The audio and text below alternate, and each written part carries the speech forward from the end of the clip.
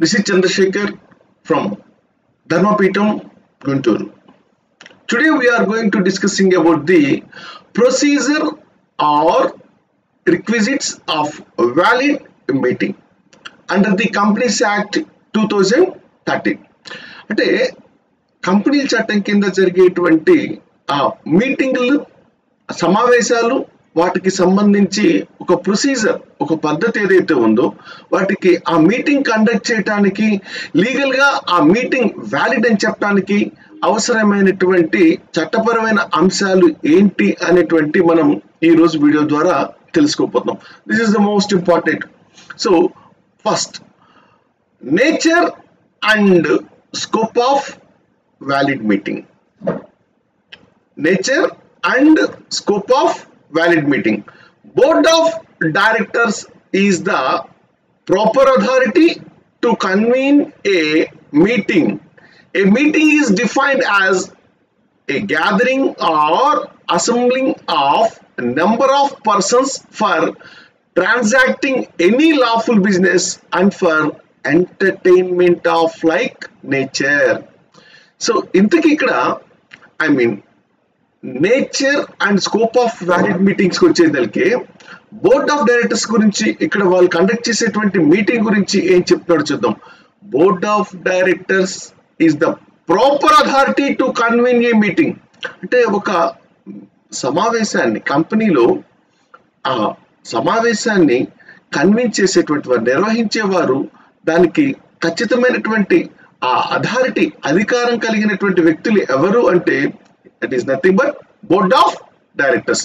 Board of directors is the proper authority to convene A meeting. అంటే డైరెక్టర్ల బోర్డుకి మాత్రమే ఆ సక్రమమైనటువంటి అధికారం ఉంది దేనికి ఒక మీటింగ్ ని కండక్ట్ చేయడానికి.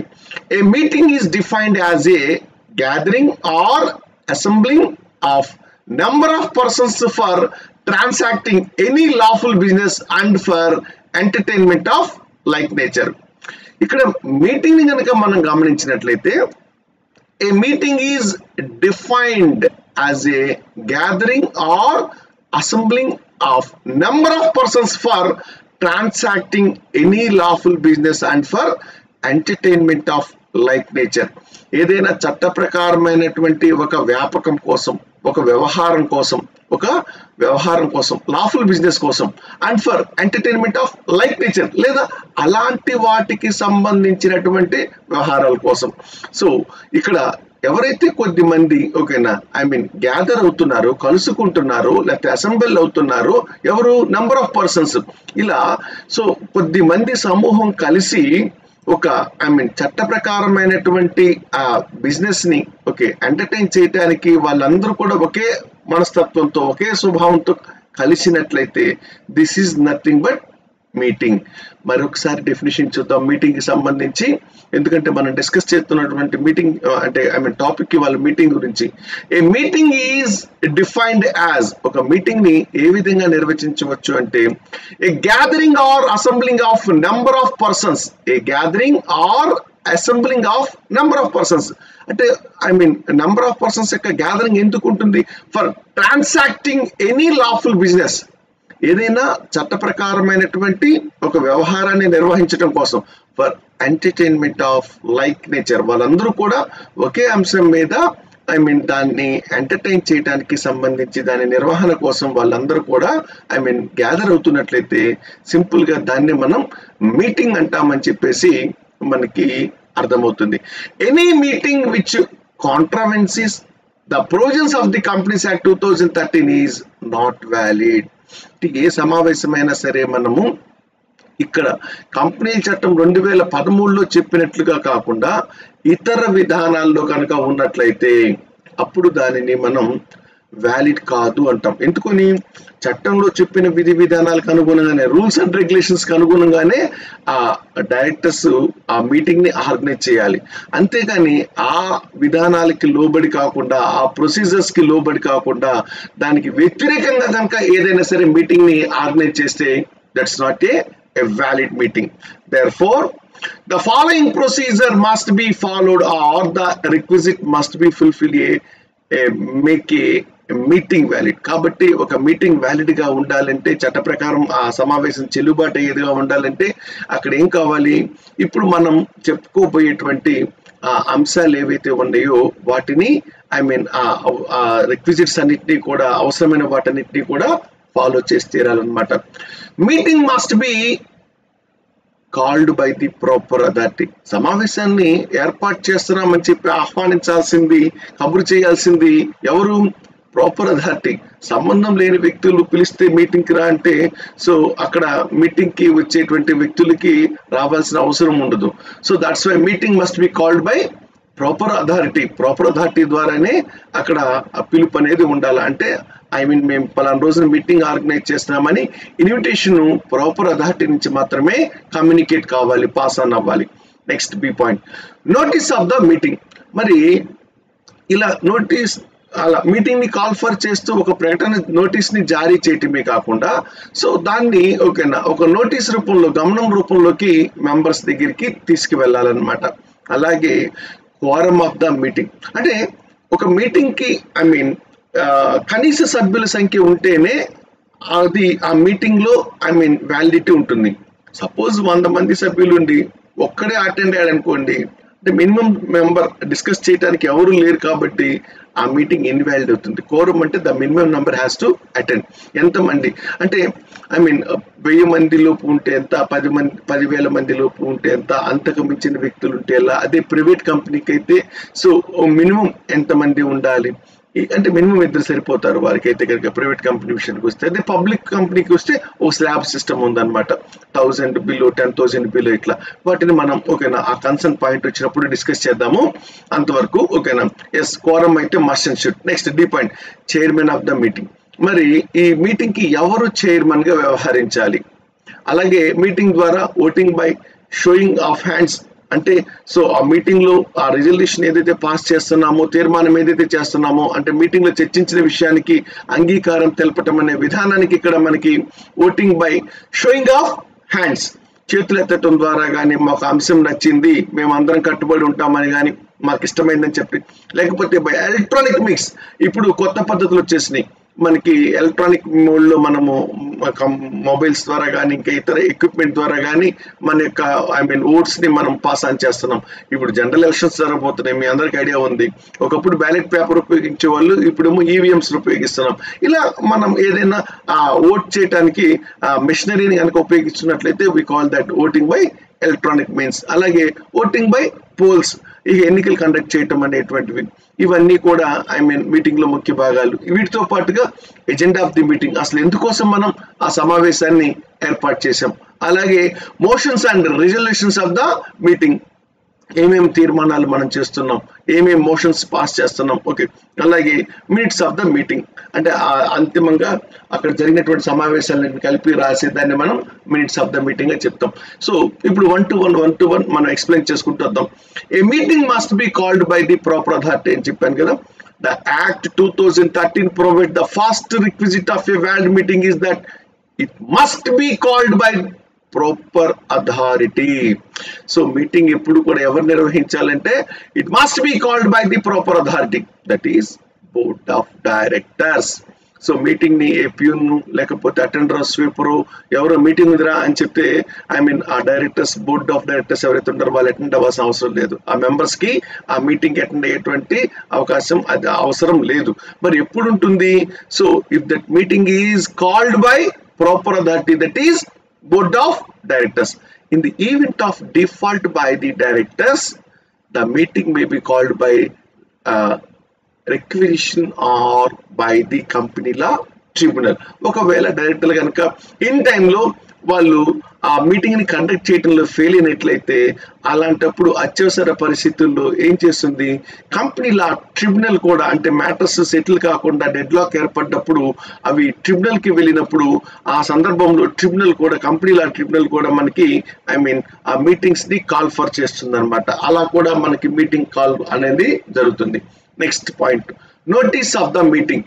నోటీస్ ఏ ప్రకారంగా ఉండాలి? Okay, Section 101 of the Companies Act 2013 provides the second requisite of a valid meeting is that a proper notice of the meeting should be given to every member of the company. So మనకి కంపెనీల చట్టం 2013 అనుసరించి అందులో ఉన్నటువంటి section 101 ప్రకారము మనకి ఇది second requisite. First meeting call for చేయాలి, అది కూడా బోర్డ్ ఆఫ్ డైరెక్టర్స్ చేతనే కాల్ ఫర్ చేయాలి అని చెప్పుకున్నాం. రెండోది ఈ నోటీస్ కమ్యూనికేట్ చేయడానికి సంబంధించిన ప్రొవిజన్ మనకి సెక్షన్ 101 లో చెప్పడం జరిగింది. అంటే ఈ నోటీసు ఓకేనా, వ్యాలిడ్ మీటింగ్ కి నోటీసు ఓకేనా, that proper notice of the meeting should be given to every member of the company. So కంపెనీలో ఎంత మంది సభ్యులు ఉంటారో ప్రతి ఒక్కరికి కూడా పలానా రోజున మీటింగ్ జరగబోతుంది అని చెప్పి ఆ నోటీస్ ని సర్వ్ చేయాలి. It must be in writing, oral గా చెప్తే సరిపోదు. ఆ నోటీస్ అనేది it must be in writing, లిఖిత పూర్వకంగా ఉండాలి. It must specify the place, day and hour of the meeting. ఏ తేదీన, ఏ స్థలంలో, ఎన్ని గంటలకి, అంటే ఏ ఊర్లో, అంటే ఏ పేటలో, ఏ అడ్రస్ లో అని అర్థం. ఏ ప్లేస్ అంటే ఓకే, ఏ చిరునామాలో, ఓకే, అలాగే ఏ రోజున ఎన్ని గంటలకి ఈ మీటింగ్ జరగబోతుంది అనేటువంటి వివరాలన్నీ కూడా ఆ మెంబర్కి అందించేటువంటి నోటీస్ ద్వారా ఉండాలన్నమాట. ఎవరు మీటింగ్ ని కాల్ ఫర్ చేస్తుంది? Board of directors. ఈ బోర్డు ఏం చేయాలా? ఖచ్చితంగా ఆ వివరాలతో కూడినటువంటి ఒక నోటీస్ ని, ఎప్పుడు మీటింగ్ కండక్ట్ చేసేది, ఏ ప్లేస్ లో కండక్ట్ చేసేది, ఎన్ని గంటలకు మొదలవుతుంది అనే పర్టికులర్స్ అన్నింటిని కూడా ఆ నోటీస్ ద్వారా కమ్యూనికేట్ చేయాల్సి ఉంటుంది. It must contain a statement of the business to be transacted at the meeting. ఆ నోటీస్ లో ఓకేనా, మీటింగ్ ఎప్పుడు ఏంటనే వివరాలతో పాటు ఏమి అంశాలు మనం చర్చించబోతున్నాం అనేటువంటి అంశాలు కూడా ఉంటాయి. A general meeting of a company may be called by giving not less than clear 21 days notice either in writing or through electronic mode. So సాధారణంగా ఓకేనా, జనరల్ బాడీ మీటింగ్ అంటే మనము సాధారణంగా ప్రతి కంపెనీ కూడా విధిగా ప్రతి ఫైనాన్షియల్ ఇయర్ కి ఒకసారి కండక్ట్ చేస్తుంది. అలా ఒక జనరల్ బాడీ మీటింగ్ జరిగేటువంటి క్రమంలో ఆ జనరల్ బాడీ మీటింగ్ ద్వారా ఫైనాన్షియల్ మ్యాటర్స్ ని, అపాయింట్మెంట్స్ ని, డివిడెండ్స్ ని, వీటన్నిటిని కూడా డిస్కస్ చేస్తారు. సో ఇలాంటి ముఖ్యమైన అంశాలు సభ్యులందరితో కలిసి పంచుకునేటువంటి అతి ముఖ్యమైన మీటింగ్ కాబట్టి సో ఆ నోటీసు ప్రతి ఒక్క మెంబర్ కి కూడా, కంపెనీలో సభ్యుడైనటువంటి ప్రతి మెంబర్ కి కూడా సో 21 days కి ముందుగానే, అంటే not less than clear 21 days, 21 రోజులకి గ్యాప్ తగ్గకుండా వాళ్ళకి నోటీస్ పంపించాలి. అది రిటర్న్ గా ఉండొచ్చు ఆ నోటీస్ అనేది, లేదా ఎలక్ట్రానిక్ మోడ్ అంటే ఈమెయిల్స్, ఇట్లాంటి పద్ధతుల ద్వారా కూడా మనం నోటీస్ ని సర్వ్ చేయొచ్చు అనమాట. ఇక కోరం ఆఫ్ ది మీటింగ్.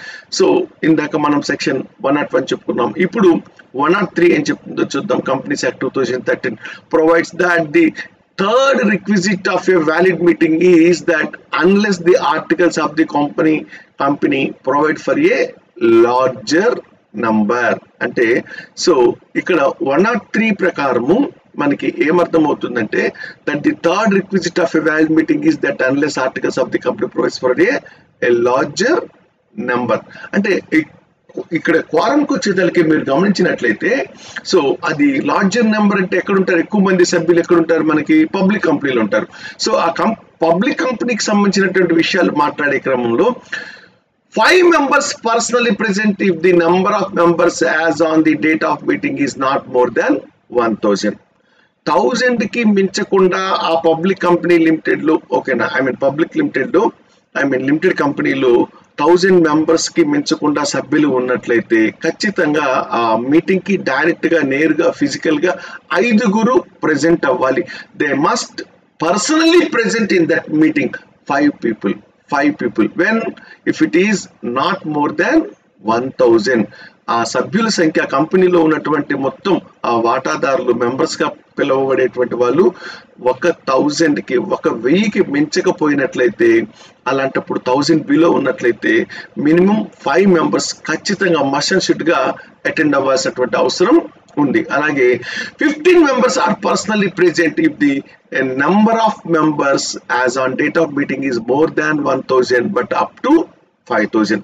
అంటే ఇక్కడ 1000 మంది దాటారు మెంబర్స్, ఆ కంపెనీని ఓనర్షిప్ కలిగినటువంటి వాళ్ళు, అంటే షేర్స్ కలిగినటువంటి వాళ్ళు, మెంబర్స్ గా రిజిస్టర్ అయినటువంటి వాళ్ళు 1000కి మించి 5,000 కి లోపల కనుక ఉన్నట్లయితే, అంటే ఎక్సీడ్ 1,000 అండ్ బిలో 5,000, అంటే 5,000 లోపు కనుక ఉన్నట్లయితే, అలాంటప్పుడు ఇందాక మనం చెప్పినప్పుడు 1000 లోపు అయితే కనుక 5 అని చెప్పాం కదా, ఇప్పుడు కనుక 5,000 లోపు, 1000 దాటి 5,000 లోపు కనుక సభ్యులు ఉన్నట్లయితే 15 మెంబర్స్ ఉండాలని చెప్పి మనకి 103 ప్రకారం చట్టం మెన్షన్ చేసింది.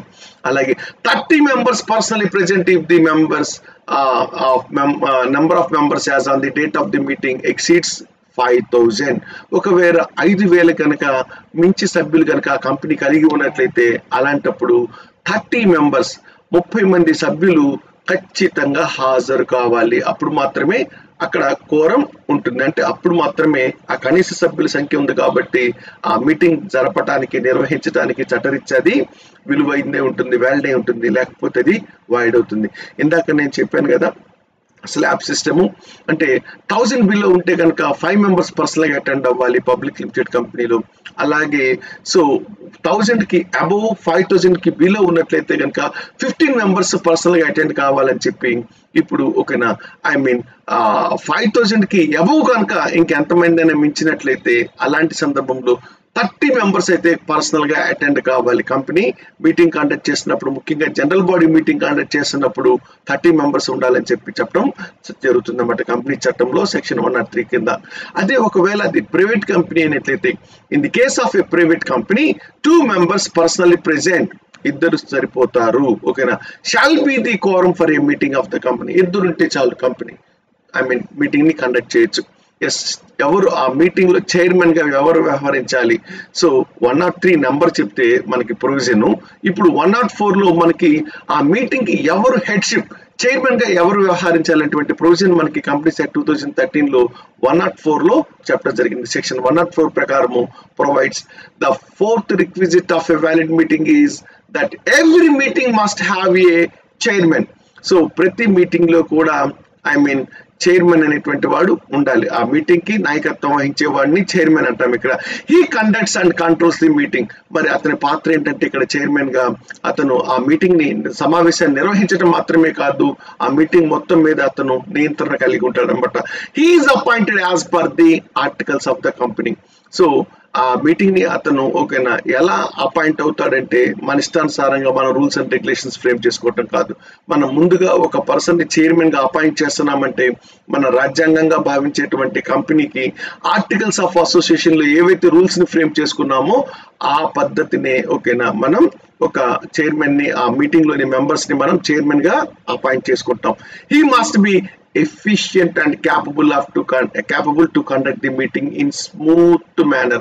సో మన సమావేశం ప్రశాంతంగా ఎలాంటి ఒడిదుడుకులు లేకుండా, గొడవలు లేకుండా పద్ధతి ప్రకారం జరగాలంటే అక్కడ ఓకేనా ఏం జరగాలి?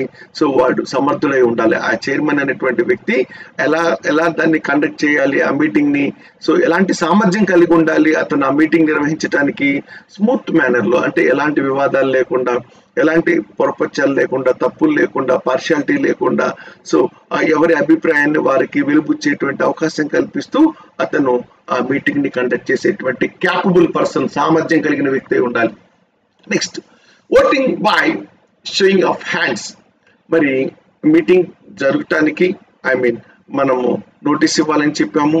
ఎస్, ఎంతెంత మంది మెంబర్స్ మినిమం అటెండ్ అయితే కోరం సరిపోతుంది అనేది 103 లో చెప్పాము. ఇప్పుడు 107 ద్వారా కనుక మనం చూసినట్లయితే ఆ మీటింగ్ లో జరిపినటువంటి విషయాల్ని మనకి ఇష్టం కాదు అని చెప్పడానికి, ఆ రిజల్ట్ కోసము వాళ్ళు ఎలాగా మనం నచ్చితే సమావేశంలో వాడు ఆ చైర్మన్ ప్రవేశపెట్టినటువంటి ఆ తీర్మానాలని అంటే మనం ఆమోదిస్తున్నామా లేదా అని చెప్పడానికి షోయింగ్ హ్యాండ్స్, చేతులు ఎత్తడం ద్వారా కూడా ఒక విధానం ద్వారా దాన్ని అంగీకరించవచ్చు అనమాట. సార్ ఇప్పుడు 10 మంది 20 మంది అయితే నోట్తో చెప్తాం నాకు ఇష్టమే. కొన్ని సందర్భాల్లో పబ్లిక్ కంపెనీ, లిమిటెడ్ కంపెనీలు లక్షల మంది షేర్ హోల్డర్ ఉండొచ్చు, కనీసం 1000 మంది అన్నా ఉంటారు. వాళ్ళందరూ అటెండ్ అయితే మరి వాళ్ళందరూ ఆ అరుపులు అనేవి ఓకేనా, ఆ మాట్లాడింది చైర్మన్ కి వినపడటం కష్టమైపోతుంది. కాబట్టి అందువల్ల షోయింగ్ ఆఫ్ హ్యాండ్స్ ఈ పద్ధతి ద్వారా కూడా మాకు ఇష్టమని చెప్పి ఎక్కువ మంది చేతులు ఎత్తడం ద్వారా ఆ సమావేశంలో జరిగినటువంటి అంశాన్ని వాళ్ళు పాస్ చేసినట్టుగా, రిజల్యూషన్ ని, తీర్మానాన్ని అంగీకరించినట్టుగా మనం భావించడం జరుగుతుంది. So section 107 of the Companies Act 2013 provides the fifth requisite of a valid meeting is that the members personally present at meeting shall elect one of themselves to be the chairman on a show of hands. So chairman ni ఎంచుకునే క్రమంలో కూడా వాళ్ళందరూ కూడా పలానా వ్యక్తి పేరు propose చేసినప్పుడు ఇతను మాకు చైర్మన్ గా ఈ మీటింగ్ ని కండక్ట్ చేయడానికి మేము ఇష్టపడుతున్నామని చెప్పి ఆ సభ్యులు వారి చేతుల్ని పైకెత్తడం ద్వారా అర్థమవుతుంది అన్నమాట. If a poll is demanded, ఒకవేళ అక్కడ ఎక్కువ మంది సభ్యులుండి ఆ చేతుల్ని లెక్కించడం లేకపోతే గమనించడం అనేది కష్టమైపోయినట్లయితే అలాంటప్పుడు ఎన్నిక అనివార్యం అవుతుంది, ఎన్నిక అవసరం అవుతుంది. ఆ సందర్భంలో if a poll is demanded, అక్కడ కనుక ఖచ్చితంగా ఎన్నిక కనుక జరగవలసి వస్తే on the election of the chairman, దీనికి సంబంధించిన ఎన్నిక. సో ఈ బోర్డు మీటింగ్ జరపడానికి సంబంధించినటువంటి ఎన్నిక జరగడానికి చైర్మన్ ఎన్నుకోవడానికి సంబంధించి it shall taken and the chairman elected on show of hands shall continue to be the chairman of the meeting until some other person is elected as a chairman as a result of the poll. మళ్ళీ ఎన్నిక జరిగేంత వరకు కూడా, మళ్ళీ ఆ ఎన్నిక ద్వారా కొత్త వ్యక్తి చైర్మన్ గా వచ్చేంత వరకు కూడా ఇప్పుడు ఈ రోజున మన దగ్గర ఎవరైతే మనం ఆమోదించడం ద్వారా చేతులెత్తడం ద్వారా ఎన్నికయ్యాడో అతనే ఆ చైర్మన్ గా కొనసాగుతాడు. And such other person shall be the chairman for the rest of the meetings. ఒకవేళ ఎన్నిక జరిగి కొత్త వ్యక్తి కనుక మీటింగ్ లో చైర్మన్ గా ఎలక్ట్ చేయబడినట్లయితే సో ఆ తదుపరి సమావేశాలకి ఇప్పుడైతే మనం ఆర్టికల్స్ లో ప్రొవైడ్ చేసిన దాని ప్రకారం సో మనం అంగీకరించడం ద్వారా ఒక వ్యక్తిని చైర్మన్ గా ఆమోదిస్తాం. అదే ఓకేనా ఎన్నిక ద్వారా కనుక మనం చూస్ చేసుకున్నట్టయితే ఆ పర్సన్ ని ఎలక్ట్ చేసుకున్నట్టయితే అలాంటప్పుడు ఆ ఎలక్ట్ చేసుకున్నటువంటి పర్సన్, ఎలక్టెడ్ అయిన పర్సన్ ఎవరైతే చైర్మన్ గా ఉన్నారో వారు రెస్ట్ ఆఫ్ ది మీటింగ్స్, ఇక భవిష్యత్తులో జరిగే మీటింగ్స్ అన్నిటికి కూడా అతను చైర్మన్ గా కంటిన్యూ అవుతాడని మనకి 107 ద్వారా అర్థమవుతుంది. నెక్స్ట్ ఇక ఓటింగ్ కి సంబంధించి ఎలక్ట్రానిక్ పద్ధతుల్లో వ్యాలిడ్ చేయడానికి దానికి సెక్షన్ మనకి 108 లో చెప్పడం జరిగింది. Section 108 of the Companies Act 2013 provides the sixth requisite of a valid meeting is that the central government may prescribe the class or classes of companies and manner in which a member may exercise his right to vote by the electronic means. మన కంపెనీల చట్టం 2013లో చూసినట్లయితే అందులోని ఆ చట్టంలోని section 108 ప్రకారము ఏం చెప్పడం జరిగింది, ఇక్కడ మనకి కేంద్ర ప్రభుత్వం may prescribe the class of companies and manner in which a member may exercise his right to vote by the electronic means. అంటే కేంద్ర ప్రభుత్వం చేసినటువంటి విధి విధానాల ప్రకారము ప్రిస్క్రైబ్ చేసినట్టు అది కేంద్ర ప్రభుత్వం ఏదైతే ఇది ఈ కంపెనీ పలానా కంపెనీ అని చెప్పి క్లాసిఫికేషన్ చేసిందో ఆ క్లాసిఫికేషన్ చేసినటువంటి కంపెనీలో విభజన జరిగినటువంటి కంపెనీలోని సభ్యులు తమ యొక్క ఓట్లని ఓట్ రైట్ ని వాళ్ళు ఎలక్ట్రానిక్ మీన్స్ అంటే ఎలక్ట్రానిక్ పద్ధతిలో కూడా వారు వినియోగించుకోవచ్చు అన్నమాట. vote by polls. ఇక 109 provision కనుక చూసినట్లయితే provides the seventh requisite of a valid meeting is that before or on a declaration of the result of the voting on any resolution on show of hands.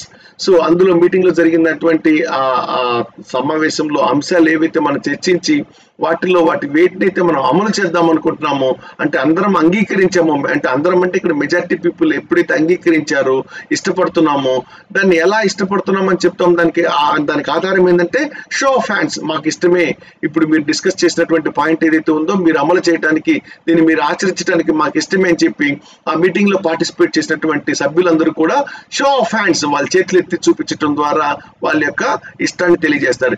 A poll may be order to be taken by the chairman of the meeting on his own motion. So అలాగే ఒక ఎన్నికకి సంబంధించి a poll may be order. So poll కూడా అంటే pole అంటే election అండి, ఎన్నిక కూడా అవసరం అవుతుంది ఎప్పుడు ఆ చైర్మన్ కి సంబంధించినటువంటి మీటింగ్ కి సంబంధించి. And shall be order to be taken by him on a demand made in that behalf. So అలాంటి సందర్భంలో అతని చేత ఓకేనా ఆ మీటింగ్ నిర్వహించడానికి ఒక ఎన్నిక కూడా అనివార్యమైతే పోల్ కూడా ఎలక్షన్ కూడా నిర్వహిస్తారు. The demand for a poll may be withdrawn at any time by persons who made the demand. మరి ఎన్నిక పెట్టాల్సి వస్తే పెడతామని చెప్పుకున్నాం కదా.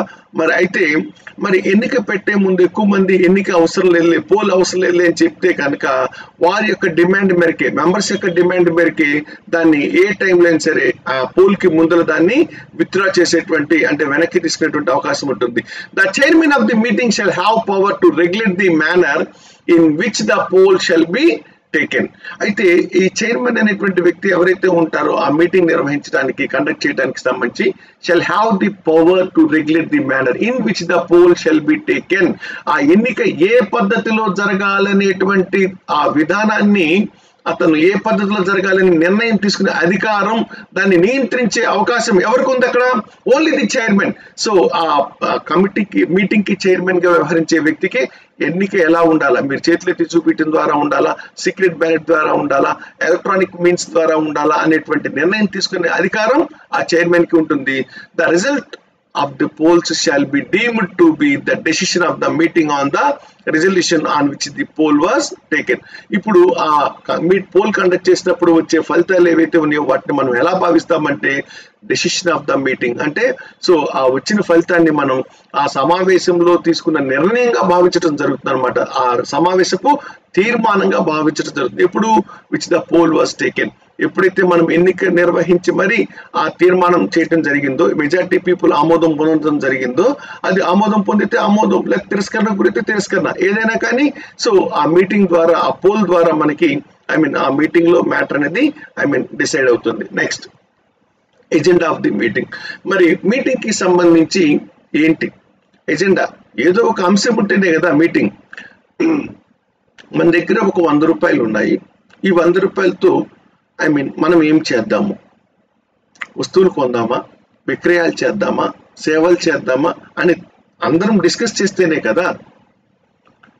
లేకపోతే ఒక కొత్త డైరెక్టర్ని తీసుకుంటున్నాం, తీసుకోవాలా వద్దా? లేకపోతే షేర్ క్యాపిటల్లో షేర్ హోల్డర్స్ గా ఇన్వెస్ట్ చేసినటువంటి మెంబర్స్ కి వచ్చిన లాభాల్లో బోనస్ ఎంత ఇద్దాం, లేకపోతే వాళ్ళకి డివిడెండ్ ఎంతెంత రేషియోలో పంచుదాం. ఇవన్నీ కూడా అంశాలని సో అందరు సభ్యులు చర్చించుకున్న తర్వాత దాన్ని అమలు చేస్తే బాగుంటుంది.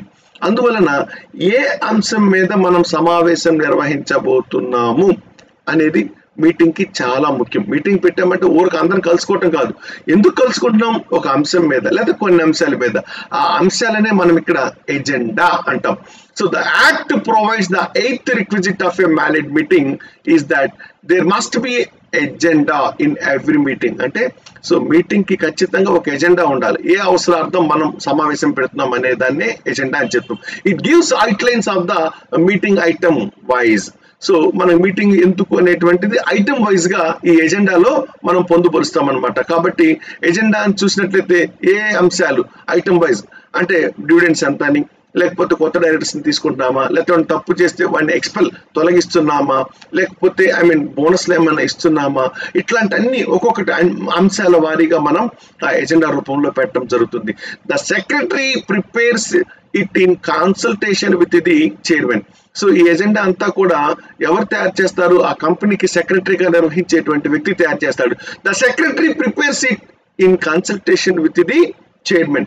సో చైర్మన్ ని సంప్రదించడం ద్వారా ఈ మీటింగ్ కి సంబంధించినటువంటి ఎజెండా సబ్జెక్ట్ మొత్తాన్ని కూడా ఆ కంపెనీ యొక్క సెక్రటరీ తయారు చేయడం జరుగుతుంది.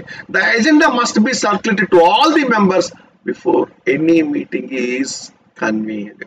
సో మీటింగ్ పెట్టడానికి ముందరే ఆ సభ్యులందరికీ ఈ ఎజెండాని సర్క్యులేట్ చేయాలి. ఈ సెక్రటరీ అనబడే వ్యక్తి సో పలానా అంశం మీద మనం పలానా రోజున పలానా సమయంలో పలానా తేదీన మనం ఈ మీటింగ్ పెట్టుకోబోతున్నామని చెప్పేటువంటి అంశాలన్నింటినీ కూడా ఎజెండా రూపంలో మరి ప్రతి మెంబర్ కి కూడా చైర్మన్ డైరెక్షన్ ద్వారా తెలియజేయాల్సిన అవసరం ఉంది.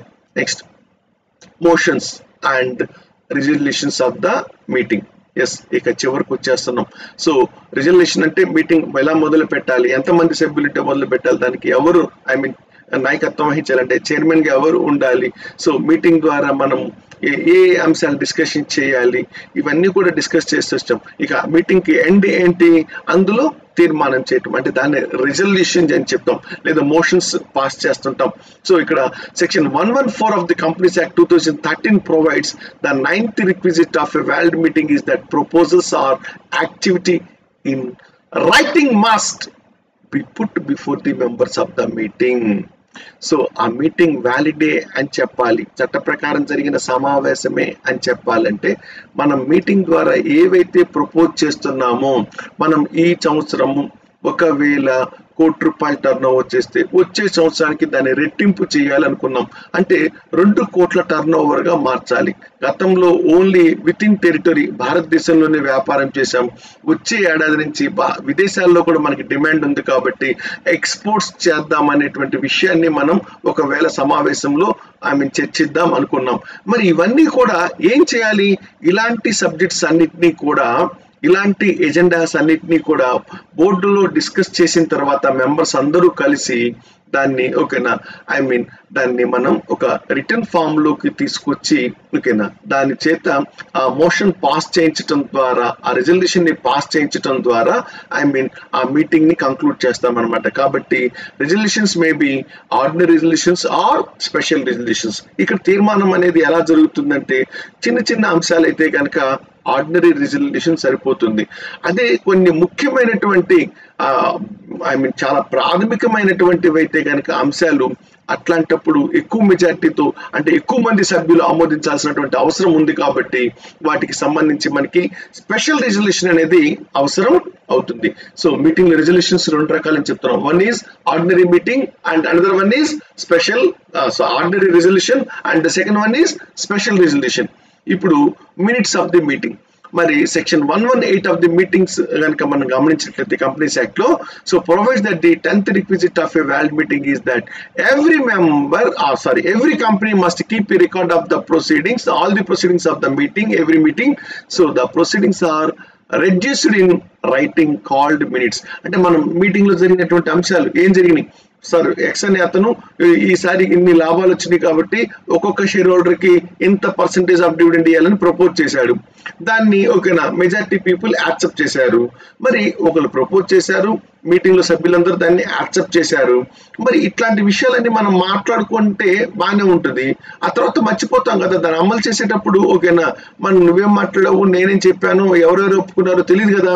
అందుకొని అలా మీటింగ్ లో జరిగినటువంటి బిజినెస్ మొత్తాన్ని కూడా, ఆ ప్రొసీడింగ్స్ మొత్తాన్ని కూడా మనం రిటర్న్ గా దాన్ని రెడ్యూస్ చేయటమే, అంటే లిఖిత పూర్వకంలోకి తీసుకురావటాన్ని మనం ఏమంటామంటే దాని పేరే మినిట్స్. మినిట్స్ అంటే it is nothing but the proceedings are reduced in writing. Minutes means the proceedings are reduced in writing, అంటే లిఖిత పూర్వకంగా ఆ విధానాన్ని, మీటింగ్ జరిగినటువంటి సబ్జెక్ట్ మొత్తాన్ని రాయటాన్ని మనం మినిట్స్ అని చెప్తాం. They must be recorded in full accurately, ఏదో అరకొరగా పిచ్చి పిచ్చిగా రాయటం కాదు. జరిగిన విషయాన్ని, బిజినెస్ మొత్తాన్ని కూడా ఎంతమంది సభ్యులు హాజరయ్యారు, ఏ విషయం మీద చర్చించారు, ఎంతమంది దానికి ఆమోదం తెలిపారు, ఎంతమంది దాన్ని తిరస్కరించారు అనే విషయాలన్నింటినీ కూడా రికార్డ్ చేయాల్సిన అవసరం ఉంది, నమోదు చేయాల్సినటువంటి అవసరం ఉంది పూర్తి సమాచారాన్ని. They must not create any ambiguity. ఈ మినిట్స్ చేసేటువంటి విషయంలో ఎలాంటి అస్పష్టమైనటువంటి విధానాన్ని ఈ బోర్డు కండక్ట్ చేసినటువంటి, మీటింగ్ కండక్ట్ చేసినటువంటి చైర్మన్ అండ్ ఆఫీసర్స్ మెంబర్స్ పాటించడానికి వీల్లేదనమాట. సో కాబట్టి ఏదేమైనా ఒక మీటింగ్ జరగాలంటే ఈ 10 విధానాలని, ఈ 10 స్టెప్స్ ఆఫ్ ప్రొసీజర్ ని మనం ఫాలో అవ్వాలి. సో ఈ మీటింగ్ ఎప్పుడైతే ఈ 10 స్టెప్స్ తో కండక్ట్ చేయగలుగుతామో సక్సెస్ఫుల్ గా, అప్పుడు మాత్రమే ఆ మీటింగ్ కి వ్యాలిడిటీ ఉంటుంది, అందులో పాస్ చేయబడ్డటువంటి ఆ రిజల్యూషన్స్ కి లీగాలిటీ వస్తుంది. Otherwise so meeting can be invalid and meaningless and valueless. So my dear friends, this is regarding about that meetings under the Companies act. Okay, thank you one and all. మళ్ళీ ఇలాంటి అనేక అంశాలతో మళ్ళీ కలుసుకుందాం. అప్పటి వరకు సెలవు. ఇట్లు మీ చంద్రశేఖర్. ధన్యవాదాలు. ధర్మపీఠం, గుంటూరు.